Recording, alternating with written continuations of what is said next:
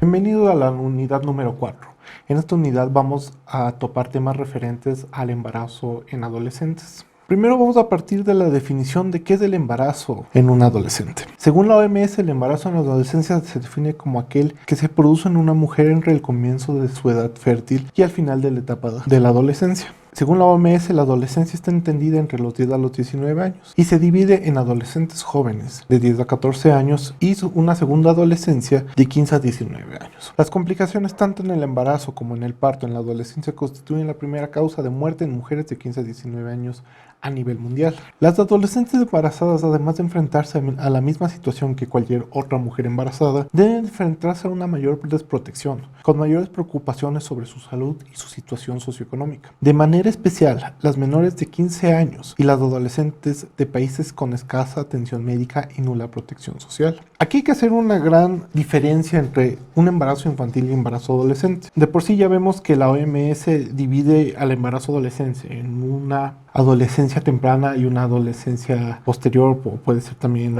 una segunda adolescencia. El embarazo infantil, el embarazo adolescente comprende el embarazo infantil como tal y el embarazo en adolescentes. Cuando una niña menor de 14 años queda embarazada, todos sus derechos se ven conculcados, se ven violentados. Esto es un embarazo infantil, ya que ocurre en niñas de 10 a 14 años. Por ser un embarazo en niñas, su situación de vulnerabilidad resulta de la falta de desarrollo físico y psíquico adecuado para esa gestación, pero es consecuencia de muchas vulneraciones a sus derechos humanos y exclusión que la mayoría de veces están presentes desde su nacimiento. Como vimos en la lámina anterior, de por sí, el embarazo en adolescentes y en niñas, más de niñas, resulta más perjudicial, más traumático, pero tiene los mismos riesgos que una adulta embarazada. Sin embargo, todos los componentes socioafectivos, los determinantes sociales en esa edad, en un determinado grupo social, hace que estos problemas que tal vez una mujer adulta embarazada pueda vivir se amplifican aún más en niñas y adolescentes. Las niñas, ni su cuerpo ni su psiquis están preparadas para gestar, parir y cuidar a un hijo, ya que es ella quien aún requiere cuidados, protección y tiempo para continuar desarrollándose, sana y libre. En estos embarazos se producen mayores riesgos de morbilidad y mortalidad para la niña y para el recién nacido. Esto no quiere decir que una adolescente embarazada tenga una edad propicia para el embarazo, todo lo contrario. Sin embargo, una niña que se embarace producto de una violación, tiene aún menos posibilidades de afrontar este embarazo. Porque, como le hemos mencionado, su cuerpo no está desarrollado de forma completa. Su psiquis tampoco está desarrollada de forma completa. El mismo aspecto del rango socioeconómico al cual pertenece esta niña tampoco está preparado para enfrentar este evento de salud. Y aún así, a muchas niñas embarazadas se las trata como unas adultas incorrectamente por el hecho de un embarazo. Que una niña esté embarazada o haya sido embarazada no quiere decir que esa niña ahora es una adulta, porque es una niña. Es una niña, no es una madre, y tiene que ser tratada como tal. Por eso es necesario la prevención para evitar embarazo adolescente, sino también el embarazo infantil. Y como lo hemos dicho, esto no quiere decir que una adolescente que se embarace está bien, porque ya tiene otro desarrollo mental. Igual está predispuesta o igual está expuesta a los mismos problemas que tal vez una niña embarazada esté expuesta, con las mismas complicaciones, igual con las mismas vulnerabilidades. Con esto se entiende que todo embarazo en una niña menor de 14 años debe considerarse no consentido, por ende producto de una violación. Esto debido a que en la etapa del desarrollo psicosexual de esa niña no está dentro de su desarrollo, dentro de su pensamiento, dentro de su exploración sexual, de acuerdo con su edad, no está esta idea de buscar un embarazo, no está esta idea de buscar una relación sexual, lo que puede considerarse no común, pero parte del desarrollo de un adolescente. Ya habríamos hablado en módulos anteriores que en la adolescencia se producen muchos de los primeros contactos sexuales. Por este motivo, se considera que toda niña menor de 14 años que quede embarazada es producto de una violación, porque no tiene esta habilidad de consentir, porque no ha buscado esto, no busca el placer de una relación sexual. A continuación vamos a ver este video, que es un testimonio de una adolescente que quedó embarazada.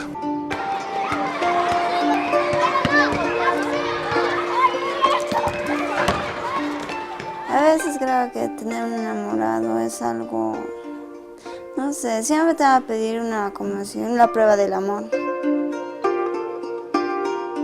En ese momento no pensé en nada. Me entregué a él y quedé embarazada. No lo conocía bien, pero me entregué a él. Tal vez era necesario hacer eso, pero después me di cuenta que no. Que solamente quería eso. A mí me venía a veces de 2 meses o de 3 meses. Se me retrasaba siempre. Solo pensé que era un retraso. Pero ya mi cuerpo fue cambiando. Y supuse que estaba embarazada. No sabía qué hacer. A los 6 meses mis padres se enteraron. Y en ese tiempo mi papá dejó de hablarme.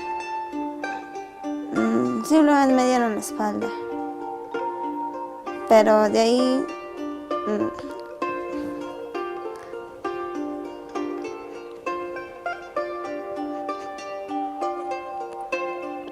me empezaron a apoyar. Pero nada era como antes. El cariño que tenían hacia mí. Todo fue diferente desde ese entonces. Me ignoraba prácticamente. Y eso es lo que más me dolía.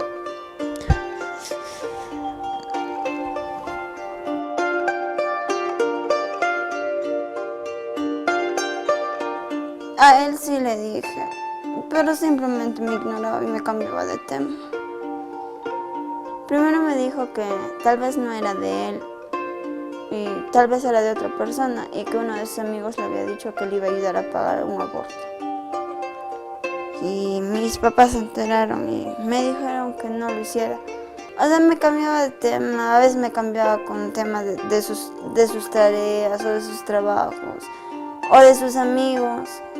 O sea, inventaba cualquier cosa con tal de distraerme y dejar ahí el tema.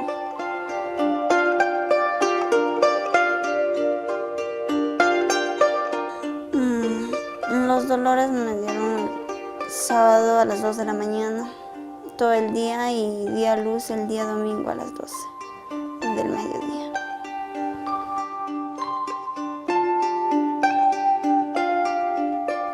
Le doy de lactar.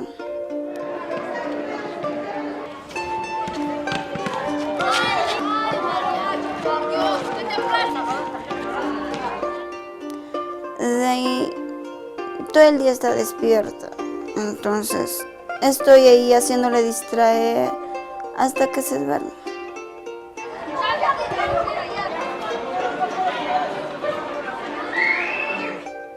A veces me duermo a las 12 de la noche, a veces a las 11 o a veces a las 1, a veces no duermo.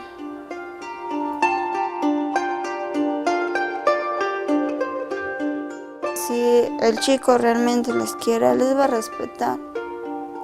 Que no, el hecho de que esté con la chica, el chico, no tiene derecho a que le presione a tener relaciones con él. Que eso se va a dar con el tiempo, pero no a esta edad. Porque tener un bebé es de una gran responsabilidad. ¿Qué factores pueden determinar el embarazo en adolescentes en América Latina y el Caribe?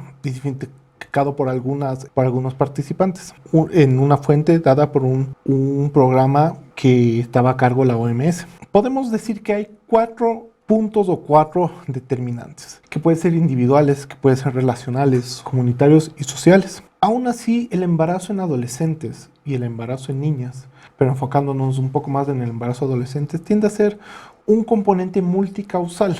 Esto quiere decir que no hace referencia a solo una causa, sino que es un cúmulo de causas que generalmente están fuera del control del adolescente o que están en su control, pero el impacto social o la presión social hace que no tome las medidas adecuadas para prevenir un embarazo. Dentro de lo que es lo individual tenemos la pubertad del neurodesarrollo, durante la adolescencia el control limitado de los impulsos, falta de conocimientos sobre sexualidad y reproducción, iniciación sexual precoz, forzada, entre otros. En las relaciones, valores y expectativas de familiares, compañeros, profesores, presión de los compañeros para tener pronto una relación sexual, presión de pareja para tener pronto una relación sexual, comunitarios, la comunidad, falta de acceso a la educación sexual integral en casa, en la escuela, en la comunidad, en la sociedad, políticas, en la sociedad macro, políticas, leyes, normas sociales que no reconocen la sexualidad en adolescentes, ni su necesidad de educación sexual y servicios de salud sexual reproductiva como los anticonceptivos. Estos son algunos de los determinantes, algunas causales. Sin embargo, no es una visión completa de lo que provoca un embarazo en los adolescentes. No simplemente es porque no conocen, no simplemente es porque no tienen acceso. Es una mezcla de todos estos factores. Desde las políticas macro, la falta, la ausencia de políticas públicas enfocadas para adolescentes. El hecho de que haya esta presión social, el hecho de que la cultura te diga que a cierta edad ya debes tener tus relaciones sexuales. El hecho de que también regionalmente tenemos esta gran diversidad en qué se considera un inicio sexual. ¿Qué pasa cuando una adolescente está embarazada?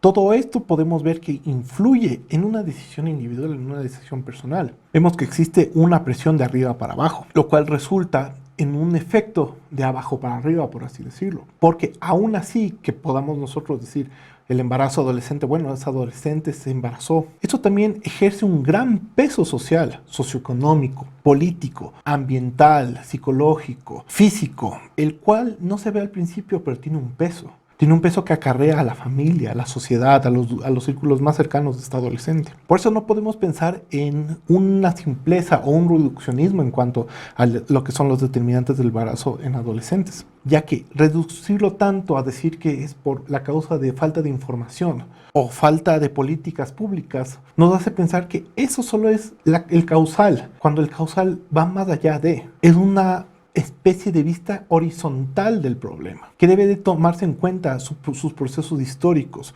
culturales, sociales, cómo ha evolucionado para entender que las causas cambian dependiendo en el tiempo en el cual la sociedad está y en el tiempo en el cual se concibe la definición de embarazo adolescente. Porque la definición de embarazo, o la percepción de embarazo, mejor dicho, es diferente ahora que hace unos 10 años. Algunas consecuencias que les vamos a acotar, vamos a hacerles muy cortas porque aún son más y tienen más magnitud. Tenemos la deserción escolar. En el Ecuador, el 45% de adolescentes embarazados no están dentro del sistema educativo. Pobreza. Cuando se da un embarazo en la adolescencia, frecuentemente dejan sus estudios, lo que limita las probabilidades de acceder a un empleo digno en el futuro. Una afectación en la salud de la madre. Los embarazos en esta etapa tienen graves riesgos y consecuencias. Las complicaciones del embarazo y el parto son la principal causa de muerte en mujeres adolescentes. Afectación en la salud de los hijos. Los hijos y las hijas de una niña o adolescente son más vulnerables física, emocional y socialmente. Matrimonios forzados. Por las tradiciones y creencias familiares, muchas mujeres son obligadas a casarse cuando esto implique una situación de violencia. Como ustedes pueden observar, es un pequeño gráfico del Ministerio de Educación. Y estas consecuencias, nosotros podemos decir, bueno, ya conocemos estas consecuencias, pero el impacto a gran escala en el país es mucho más de lo que nosotros pensamos. Hablamos de un 45% de adolescentes a nivel nacional. ¿Qué pasa si en nuestro territorio ese 45% tal vez de un 80%? Hablamos de pobreza también. ¿Qué pasa si la pobreza igual territorialmente del embarazo adolescente es mucho más fuerte? Estos son puntos o consecuencias referenciales y aún así nos damos cuenta que a la larga, como lo dijimos anteriormente, no se trata de un punto reduccionista, no se trata de algo lineal, sino es horizontal. Así como es multicausal, también podemos decir que las consecuencias del embarazo, los defectos del embarazo en la niñez y del adolescente también son múltiples.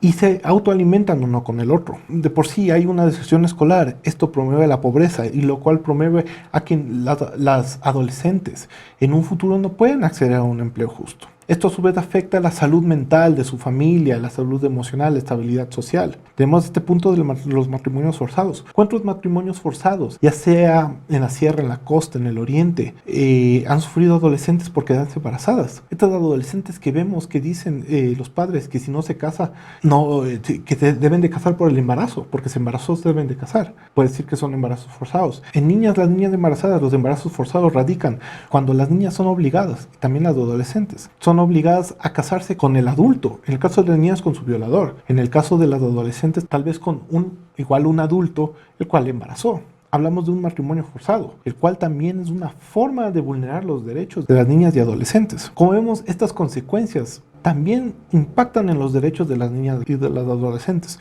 lo cual a su vez crea una cadena de consecuencias, que a la larga va a crear un impacto mucho más grande a nivel nacional que a nivel individual. Por este motivo, no podemos decir algo tan reduccionista que, bueno, ella se embarazó, es problema de ella, no.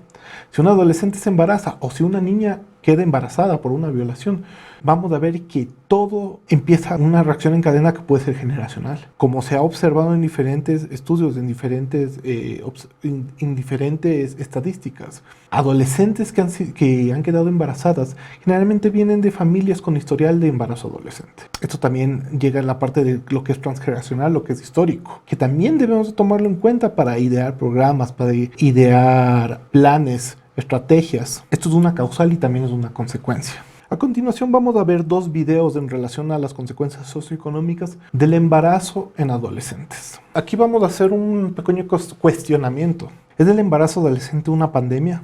Veamos qué se considera una pandemia. Bueno, una pandemia se considera una afectación a un grupo poblacional a lo largo de un área geográfica extensa. Tengan en cuenta esto para ver si es que el embarazo adolescente es una pandemia. Según el UNFPA, en el 2018, América Latina y el Caribe tiene la segunda tasa más alta de embarazos adolescentes en el mundo. Se estima que cada año en la región un 15% de todos los embarazos ocurren en adolescentes menores de 20 años. Y 2 millones de niños nacen de madres con edades de entre 15 a 19 años. América Latina y el Caribe es la única región en el mundo con una tendencia ascendente de embarazos de menores de 15 años. Solo con estos datos nos podemos responder, ¿es el embarazo adolescente una pandemia? ¿Está afectando una zona geográfica alta, a un grupo poblacional en específico? Yo me atrevería a decir que sí, el embarazo adolescente es una pandemia. Es una pandemia que tiene caracteres de salud y caracteres sociales, caracteres macro de falta de políticas públicas. Y lo podemos ver a diario. Y lo seguimos viendo. Porque estos datos, pasando la pandemia del coronavirus, han aumentado, no han disminuido. Se han mantenido. Y esto es algo que hay que tomar en consideración. Hay pandemias que han estado presentes mucho antes. El embarazo adolescente puede considerarse una pandemia, porque a la larga está afectando a un grupo más grande. Y esto a su vez va a afectar a otro grupo más grande. Vamos a pasar a ver un video de las estadísticas pequeñas del embarazo adolescente en el Ecuador. Vamos a hablar ahora del embarazo adolescente en el Ecuador. ¿Qué cifras tenemos? ¿Cómo se ha comportado? Bueno, con cifras del 2019, según el INEC, el Ecuador se posicionó en el segundo puesto en la región de embarazo infantil y adolescente. Según el Instituto Nacional de Estadística y Censo, el INEC, en el 2019 se han registrado 51.711 nacidos vivos de niñas y adolescentes, siendo 1.816 niñas de 10 a 14 años, hablando de embarazo infantil. Esto es más o menos 2.2 nacidos vivos por cada 1.000 mujeres, por cada 1.000 niñas. Y 49.895 de adolescentes de 15 a 19 años. Esto quiere decir que son 63.5 nacidos vivos por cada 1.000 adolescentes. En el lado de la derecha ustedes pueden darse cuenta de este gráfico de barras. Como la zona en la cual empieza un poco a notarse el crecimiento en nacidos vivos es justo en la adolescencia, o quizá a los 19 años, teniendo su pico en los 20 a los 24 y bajando progresivamente hasta las mujeres con 50 años y más. Sin embargo, si podemos darnos cuenta, ¿dónde está iniciando en verdad el embarazo precoz en adolescentes? En el grupo poblacional de 10 a 14 años, en la primera adolescencia. Ahí empieza, y empieza de forma muy corta, y vemos que se dispara vertiginosamente. Aquí tenemos unos gráficos de puntos de la tasa específica de nacidos vivos de mujeres adolescentes, tanto de 10 a 14 años como de 15 a 19 años. La tasa específica de nacidos vivos hace referencia a la cantidad de nacidos vivos que fueron registrados que están vivos. No hablamos aquí de muerte materna o de muerte fetal neonatal o cuando murió en el parto, solo de nacidos vivos. Quiero que tomen en cuenta lo que estoy diciendo ahorita. Solo en niñas, esto es un registro histórico, en niñas de 10 a 14 años, desde el 90, vemos cómo empieza a ascender. Empezamos con 1.1 nacidos vivos por cada 1.000 niñas y empezamos a ver un pico en el año 2012 de 3.1, el cual se repite en el año 2015. Y para el 2019 tenemos un 2.2. La tasa específica de nacidos vivos tuvo una tendencia a la alza se mantuvo hasta los años 2000, hasta el año 2005 y se alzó vertiginosamente y está volviendo a bajar. Sin embargo, esto es un logro, es un progreso, se puede decir, pero la cifra ideal debería de ser cero. Cero nacidos vivos de adolescentes de 10 a 14 años. Pasemos a la tasa específica de nacidos vivos de mujeres adolescentes de 15 a 19 años. Esta es una tasa interesante porque se ha mantenido en el tiempo. Si ustedes pueden observar, empezamos con 76.6 en el 90 y al 2019, tentativo, un pronóstico, tenemos 63.5. Prácticamente hemos bajado solo 10 puntos. Y esto está bien, está mal, vuelvo y repito. Pero la cifra ideal debería ser igual cero. ¿Por qué se ha mantenido? Por todos estos conceptos culturales, históricos, que vienen acarreando lo que es el embarazo adolescente. Ahora, es interesante como les dije, y recuerdan, la tasa específica de nacidos vivos. Estos son los partos registrados en los cuales en verdad no hubo ningún tipo de muerte, tanto materna como del niño o la niña que nació. Ahora, ¿qué pasaría? Y los datos de los que no nacieron vivos también es un dato que hay que tomar en consideración para un poco de comparación, porque ahí podemos ver una figura más grande. Tal vez este dato no toma en cuenta a las niñas y adolescentes que tienen sus hijos en la clandestinidad, que tienen sus hijos apartados de los centros de salud, tal vez porque en el caso de las niñas, su violador quiere que sea así. Esas niñas adolescentes que no pueden acceder a los servicios de salud y que tienen sus partos en el campo, en la casa, con sus parejas, y los cuales forman un subregistro que puede pintar otro panorama de lo que es el embarazo infantil y adolescente. Aquí vamos a observar un mapa de calor. Y quiero que igual ustedes puedan observar que hay muchas similitudes. Dense cuenta ustedes, tanto en el mapa de calor de niñas y adolescentes, vemos las mismas zonas a lo largo del territorio ecuatoriano que tienen colores intensos. Ustedes se pueden dar cuenta que en niñas, las zonas con más intensidad o con la tasa de natalidad más alta es la región de la costa y la región del oriente. Y si esto nos vamos a los adolescentes, vemos un mismo patrón de colores. ¿Qué podemos analizar de esto? Podemos analizar que tal vez esas niñas que se quedaron embarazadas en la adolescencia siguen teniendo hijos. Quiero que se den cuenta de esta relación, porque también hay una relación ahí, una relación de causalidad. Si ya existió un embarazo precoz antes y si no hay la debida prevención, otra vez puede volver a pasar. Esto no quiere decir que todas las adolescentes que son madres que se embarazaron tienen que haber sido niñas que se embarazaron. No, ese no es una causal, por así decirlo, pero si hay un arrastre, podemos decir, generacional. Si hay un arrastre en tiempo, en cultura, en sociedad. A la larga, una niña que se quedó embarazada por producto de una violación y puede haber incurrido en este matrimonio forzado con su violador. Tal vez cuando sea más grande, tal vez cuando pase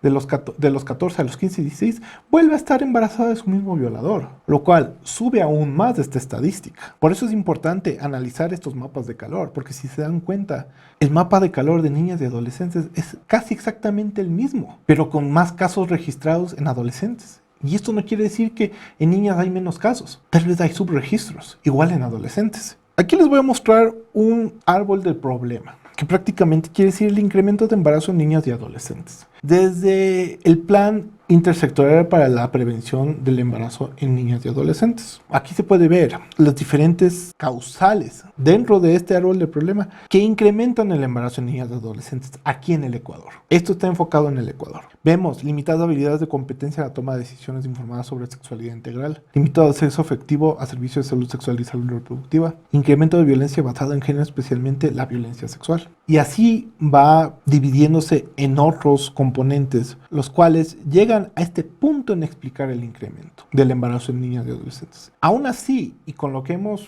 hablado durante esta unidad, quiero que ustedes tomen un momento para analizar esto. No es tan lineal, porque tiende a ser rotativo, tiende a ser cíclico. Como decimos, no es una sola causal, son múltiples causales. Porque aquí, si nosotros nos podemos analizar individualmente, por cada cuadro nos damos cuenta de que cada cosa es una característica o una parte de algo mucho más grande. Una falta de políticas, de pobreza, de violencia. Tomen un momento para analizar este incremento y piensen ustedes en los casos que ustedes hayan observado, que se hayan enterado, hayan ustedes denunciado. ¿Sigue esta regla? ¿Siguen estos problemas? ¿Van acompasados con el incremento, con lo que ustedes han observado? Piénselo de forma integral, no tanto reduccionista. A continuación vamos a ver un video de prevención de la Cruz Roja Ecuatoriana, con el objetivo de que ustedes puedan observar otras formas de hacer prevención, basados también en políticas para la prevención del embarazo adolescente. Cuando hablamos de prevención debemos hablar de una prevención que no radica solo en el individuo o solo en una institución, radica en un conglomerado, en un conjunto. Si queremos una forma de capas, de niveles, que van desde un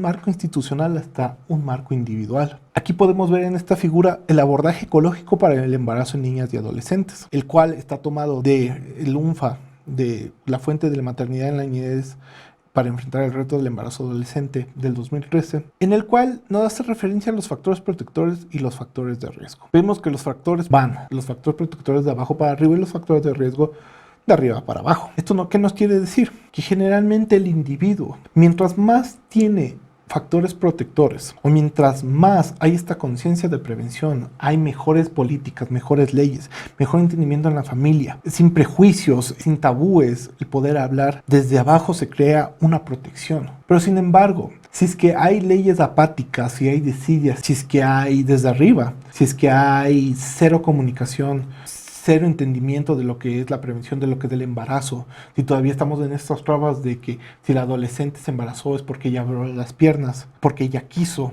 porque es culpa de ella. Si vamos desde lo macro a lo individual, nos damos cuenta que todas esta falta de políticas, estos estereotipos van a crear una presión individual. Por ende, tal vez el adolescente diga, bueno, sí, yo me embaracé por esto. O piensen que es normal, o piensen que un adolescente que es madre es normal porque lo han visto en sus amigas, lo han visto en su familia. Esto puede pasar. Por eso hay que empezar a trabajar de forma integral, cortar ciertas trabas, cortar estereotipos, cortar mala información, para que podamos hacer este ejercicio de desde arriba fomentar la prevención individual y que estas decisiones luego alimenten decisiones más grandes para que escale la prevención del embarazo adolescente y por ende también la prevención del embarazo infantil. Aquí vamos a ver otro video en torno a la prevención. ¿En qué momento? ¿Y cuándo? Hola, ¿y por qué tan pensativa? ¿Estudiando para la prueba de mate o qué? No, pienso en otro tipo de prueba que me pidieron. Es probable que esa persona que tanto te gusta piense que ya es hora de tener relaciones sexuales contigo. El man me gusta la bola, pero siento que no es el momento correcto. Tengo 16 años, ¿cachas? No hay nada de malo si decides esperar. No todos tenemos relaciones sexuales. Pero si le das tu ok, protégete. Antes de decidirte a tener relaciones sexuales, o si ya las tienes, mantente sano. Protégete a ti y a tu pareja de las infecciones de transmisión sexual y de un embarazo usando métodos anticonceptivos, como por ejemplo un preservativo de látex o condón. Un mensaje de Cruz Roja Ecuatoriana. La OMS y la ONU tiene algunos parámetros, podemos decirlo, o algunas sugerencias en relación a la prevención. La prevención no tiene solo que ser el hecho de dar clases de educación sexual, el enseñar a usar preservativos, el decirle, mijita, cuidado, no, cuídate, no andes con faldas, no andes con esto, va más allá de eso. La prevención es un esfuerzo en conjunto que se hace desde sociedad civil con las instituciones grandes, en el cual deben de participar tanto hombres como mujeres. Algunos puntos de la prevención es aumentar la visibilidad del embarazo en la adolescencia, sus factores determinantes y consecuencias, así como los grupos más afectados, mediante datos desglosados, informes cualitativos e historias reales. Diseñar intervenciones dirigidas a los grupos más vulnerables para garantizar que los enfoques se adapten a su realidad y aborden sus datos específicos. Involucrar y asegurar que la población adolescente participe y forme parte activa del diseño, ejecución y seguimiento de las intervenciones estratégicas. Abandonar las intervenciones ineficaces e intervenir los recursos en aplicar las intervenciones de eficacia demostrada. Pasar de pequeños proyectos minoritarios a programas sostenibles en gran escala. Crear un entorno favorable para la igualdad entre sexos y la salud y los derechos sexuales y reproductivos de los adolescentes. Esto se puede lograr en conjunto con un trabajo sostenido, con un empoderamiento poblacional. Como le dije, no se trata de un reduccionismo,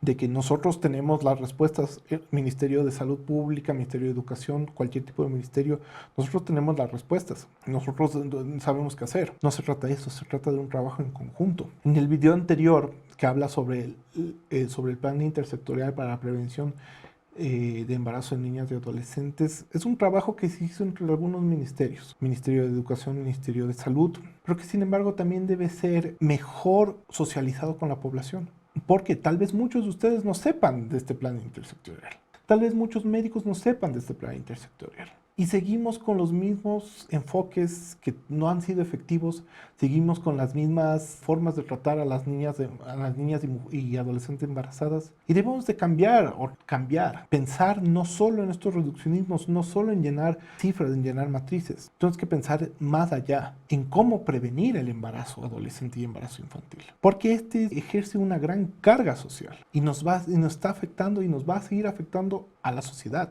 Mientras más se mantengan estas políticas, estos planes, los cuales posiblemente no tenga que tener todos estos apartados que les dije, pero es que sí tienen que tener este punto de eficacia, de participación, de conocer las necesidades reales de la población. Y así podremos encaminarnos a una verdadera prevención. Con esto damos por terminado el módulo 2 de los derechos sexuales y reproductivos, salud sexual y reproductiva y todas sus partes.